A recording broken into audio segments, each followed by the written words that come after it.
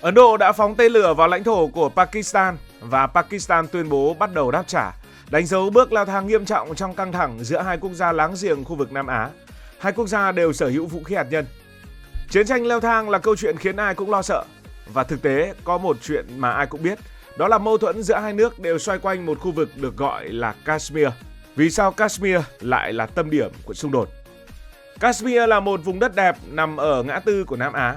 Để hiểu tại sao Kashmir lại là tâm điểm của những cuộc đối đầu kéo dài hàng thập kỷ giữa Ấn Độ và Pakistan, chúng ta cần bắt đầu từ địa lý. Bức tranh thiên nhiên đã định hình số phận của vùng đất này.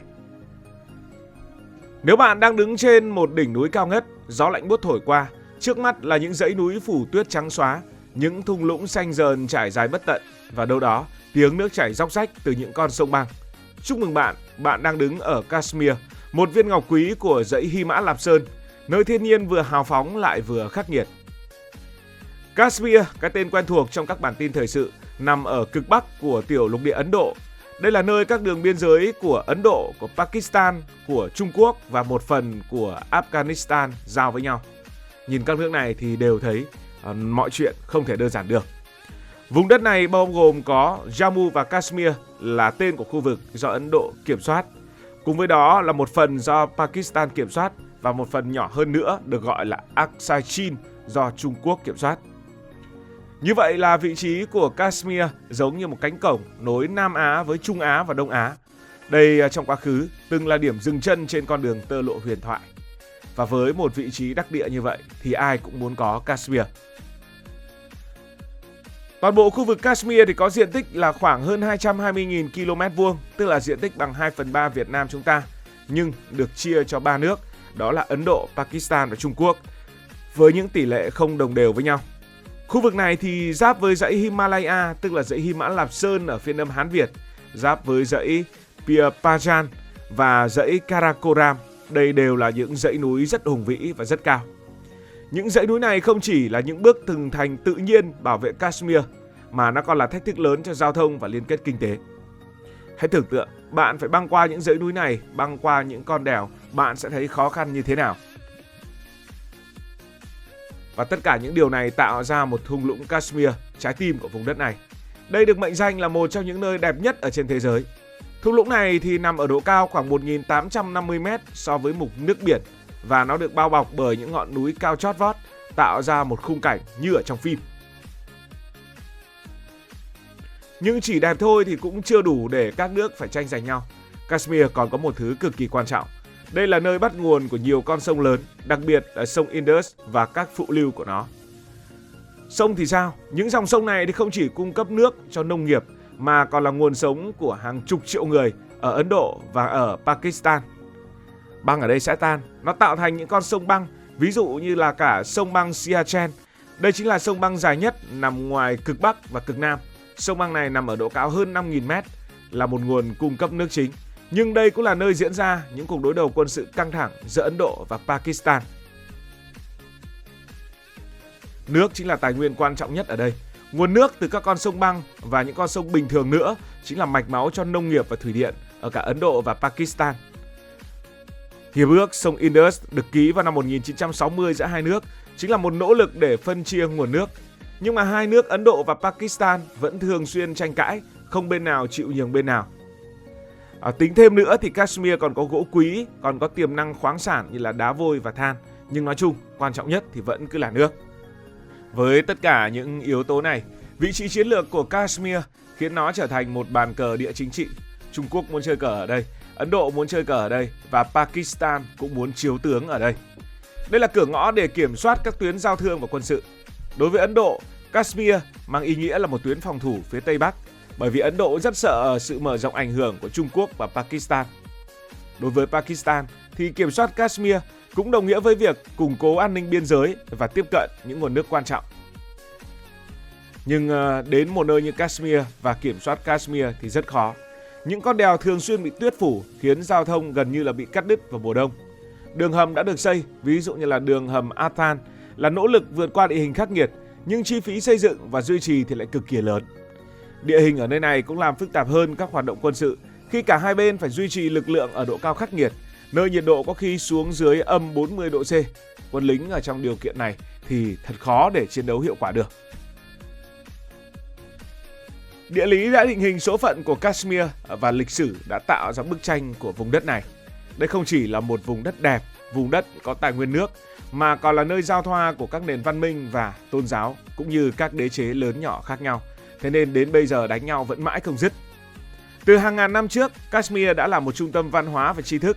Các bản đồ cổ, ví dụ như là một tấm bản đồ có tên là Biên niên sử của các vị vua, đã kể về những vương triều Hindu và những vương triều Phật giáo thịnh vượng từng đóng đô ở Kashmir.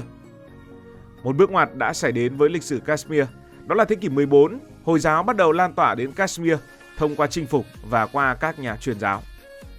Đến thế kỷ 19 thì người Sikh dưới sự lãnh đạo của một lãnh tụ của mình đã chinh phục Kashmir, đưa vùng đất này trở vào vương quốc Sikh. Tuy nhiên, sau khi vương quốc này sụp đổ thì Kashmir đã rơi vào tay người Anh, giống như phần lớn bán đảo Ấn Độ vào thời điểm đó. Năm 1846, qua hiệp ước, người Anh đã bán Kashmir cho Gulab Singh, một lãnh chúa với giá là 7,5 triệu rupee. Đây là một triều đại Hindu nhưng lại cai trị một dân số chủ yếu là Hồi giáo, và những căng thẳng tôn giáo đã bắt đầu được gieo mầm. Rồi khi Ấn Độ và Pakistan giành độc lập từ Anh vào năm 1947, Kashmir lại trở thành tâm điểm của một cuộc khủng hoảng định mệnh. Anh rút khỏi tiểu lục địa Ấn Độ, các vương quốc như là Kashmir bây giờ sẽ phải chọn gia nhập Ấn Độ hoặc chọn gia nhập Pakistan. Người đứng đầu Kashmir lúc bấy giờ là một người Hindu nhưng lại cai trị dân số phần lớn là người Hồi giáo. Ông này do dự, ông muốn có một Kashmir độc lập, nhưng điều này là hoàn toàn không khả thi trong bối cảnh mà Nam Á đang đầy chia rẽ như vậy. Trong khi đó, những bộ lạc từ Pakistan được chính quyền Pakistan hậu thuẫn đã ngầm xâm nhập vào Kashmir.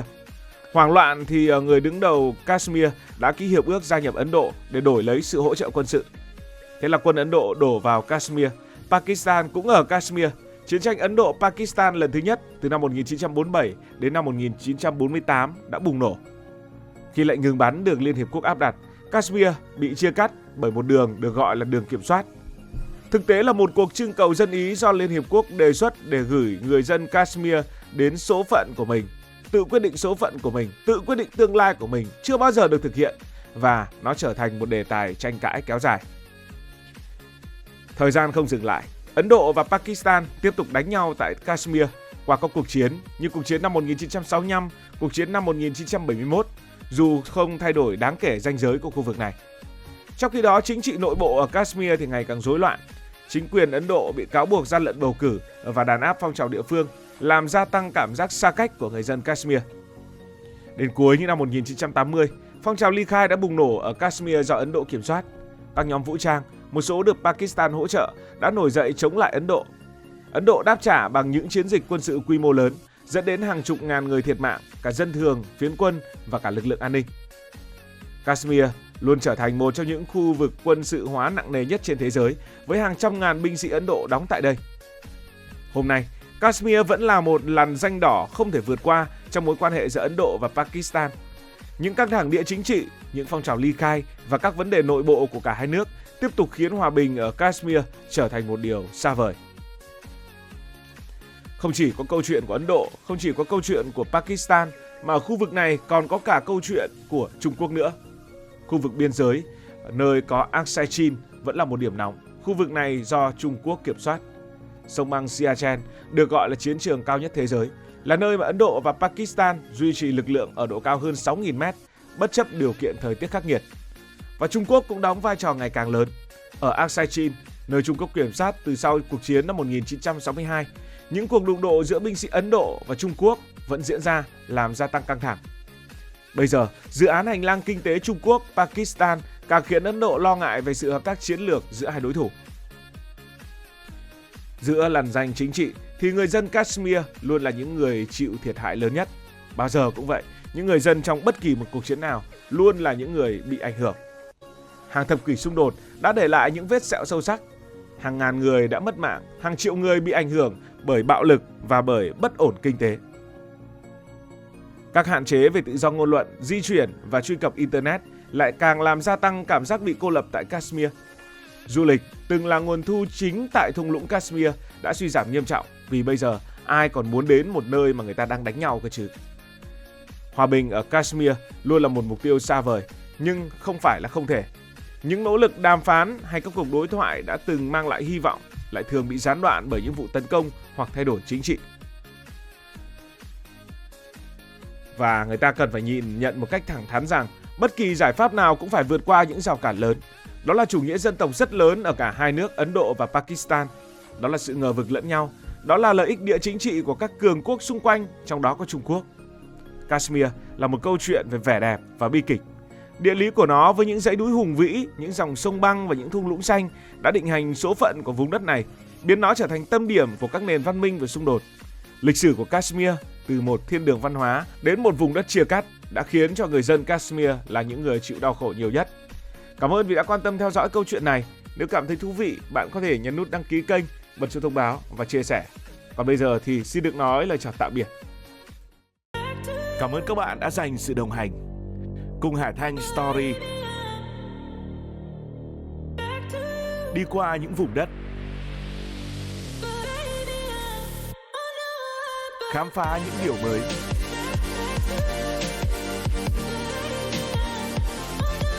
Đừng ngần ngại, hãy để lại những góp ý và xin được hẹn gặp lại.